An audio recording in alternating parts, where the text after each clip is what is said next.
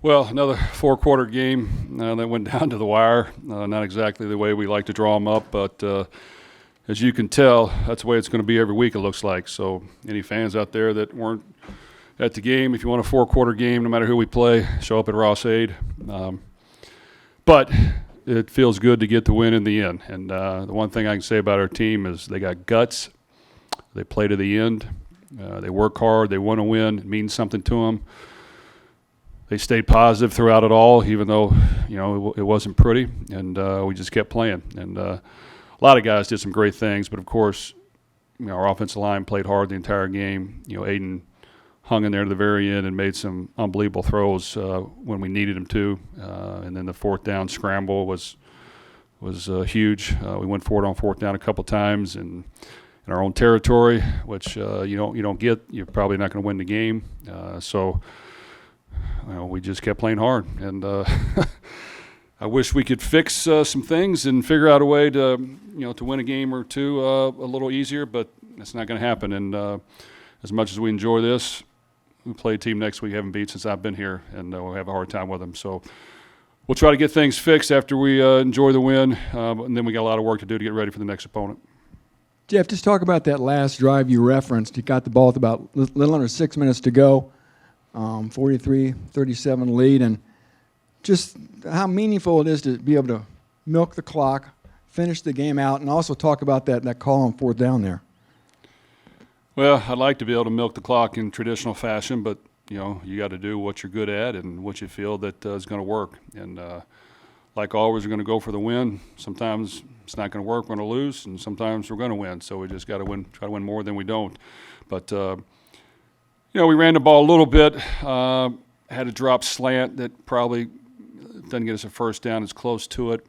And then, we went for it on fourth down. And luckily Aiden made a great scramble. And, we had some crossing routes, and they collisioned our crossing routes and knocked two of our guys to the ground. So Aiden had to move and make a play. And then, of course, the big third down in cut that he threw was off the charts anticipation. Charlie caught the ball without even looking at it, turned his head, it was on him. So that's just two great players making a great play. Never any doubt you're going to go for it on fourth down? No, not really. Not for fourth and less than one, no. We wanted to try to close the game out. And like I said, we've fortunately been able to convert some fourth downs the last two games that if we don't, we probably don't win. Just the continuing evolution of Devin Mockabee, Jeff, 178 yards rushing, only 1 yard lost rushing. Well, we thought we had a decent plan coming in to get on the edge with him early on. That helped us kind of get things going, got in space. And, of course, he just runs hard. So you got to give Devin a lot of credit. This young man came in here and wanted to earn his stripes. He doesn't care who he plays. He runs hard. He bounces off tackles.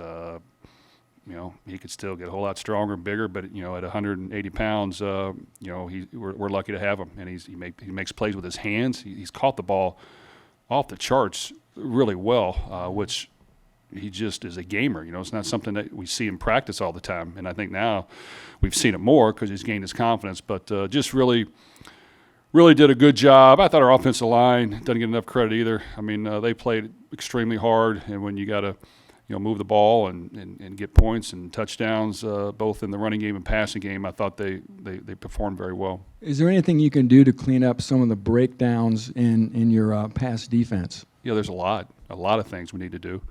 I think that we had safeties getting beat over the top. We had corners getting beat over the top. So we've got to get it fixed. This team, that's what they do. They throw the ball deep. They like to throw the ball as well. And we allowed wide open touchdowns. So it can't happen. Luckily, we can learn with a win and try to dissect it and try to make sure it doesn't happen. But, it was disappointing. But once again, they've played good at times. It's just today, they had some breakdowns that we have to get fixed. Coach, 4 sacks there for your defensive line in the first half. Can you just kind of speak to the continued effort that they're trying to make, generating a pass rush and continuing to pressure their quarterback? Well, without question, it's helped us. They play hard. We play a lot of guys. They keep them fresh. provides competition. They've been the backbone of our defense, in my opinion. And it's quite a few of them, not just one or two. It's quite a few guys. I think they just got to continue to work and get hard, and a few may emerge as spectacular players when it's all said and done, but they're constantly improving. And without them, we would have had a longer night. So I give them a lot of credit. And it wasn't our best, without question, a great day for us on defense, and we just got to get it fixed. It seems like almost every week, excuse me, we're talking about a different pass catcher other than Charlie Jones, and today it was obviously T.J. Sheffield. He comes up with 70 yards, 2 touchdowns. Can you just talk about what he was able to do in this week of practice that maybe helped him get open the way he was getting today? Well, TJ has made plays for us in the past. He's had a couple ankle surgeries that have knocked him out for quite an extended period of time. He's come back from both of them. We've asked him to play both outside and inside, and because of our depth, he's played quite a bit more outside, and he does a good job. He runs good routes. He's got good hands. We got to continue to utilize him. He made big catches for us, so it's good for others to step up and come through. And I thought Andrew Sawinski's another guy who's been able to come through for us as a walk-on, and really his strength is he knows our offense, he knows what route to run, he knows the defense, and his intelligence level is what makes him very effective. And I think we got some other young receivers that they're working hard. They just got to get a little more schooled up and understand what defenses are doing and exactly what we're trying to get accomplished on offense. And I think that they can improve as well. You didn't sound too optimistic about King Drew getting into the game when we last talked to you before, but he was able to get in there. He carried the ball a couple times, had a couple big plays in the passing game. Just what did you like out of his performance, and was it always the plan to kind of have him on a snap count, I suppose?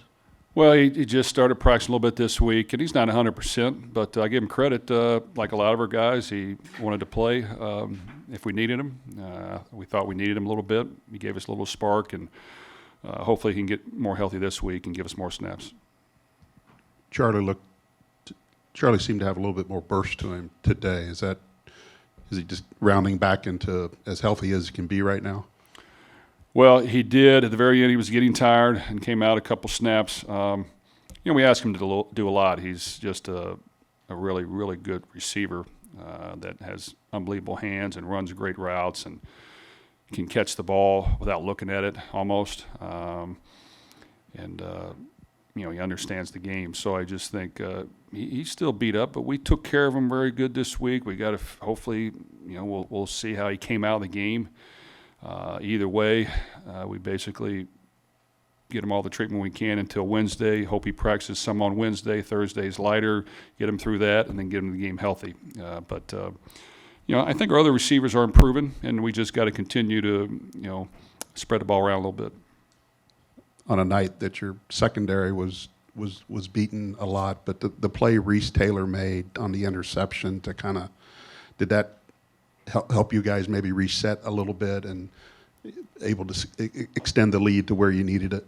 Well, it was a huge play because they had momentum and they were scoring about every time they touched it in the second half. And, Reese has had his ups and downs, but he works hard. We're fortunate to have him on our team. Hopefully this can provide him some confidence because he's practiced very well. He's just in the game sometimes, they made a couple plays on him. But I give him credit. He plays hard. He's never complained one time. We've been able to rotate 3 corners in there. It wasn't their best day, but, Reese kept playing hard. So that interception was huge for us.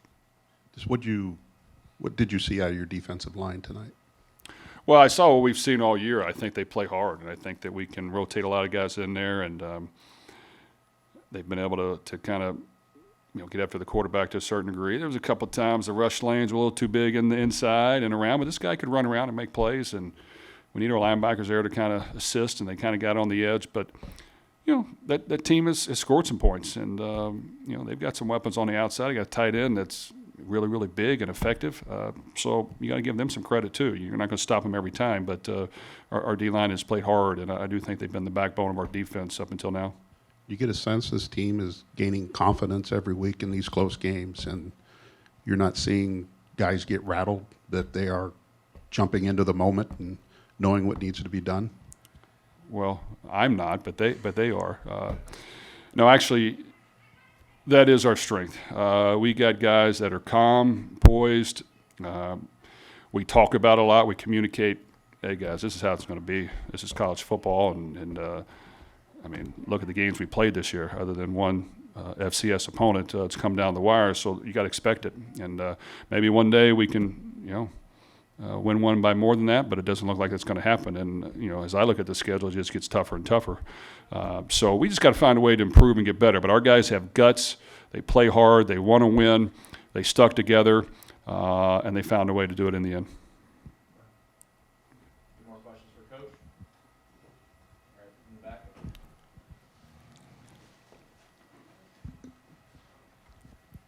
back.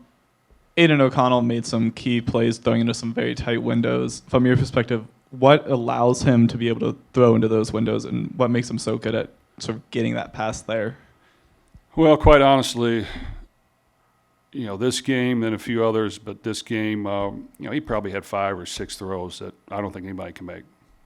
He throws with anticipation that's off the charts. He knows that's his strength.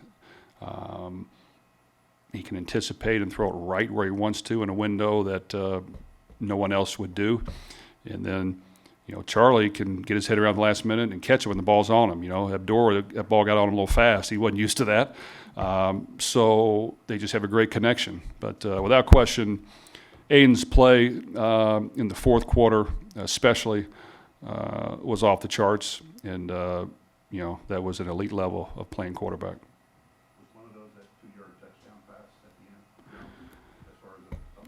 Well, we have a running play call. We put our receiver in quick motion to just see if we can outflank him. I wouldn't call that outflanking him because he was open by this much. But you know what? Aiden trusted it, and he put it in a window that was this big. So, you just got to pat him on the back and say, that's a great throw. It's risky, but that's a great throw. So I just think, you know what? When he's feeling that, you just got to let him go play. But just great execution by both of those two. That's not an easy catch as well. I mean, that guy was on him tight, and the angle was hard, and just a phenomenal catch.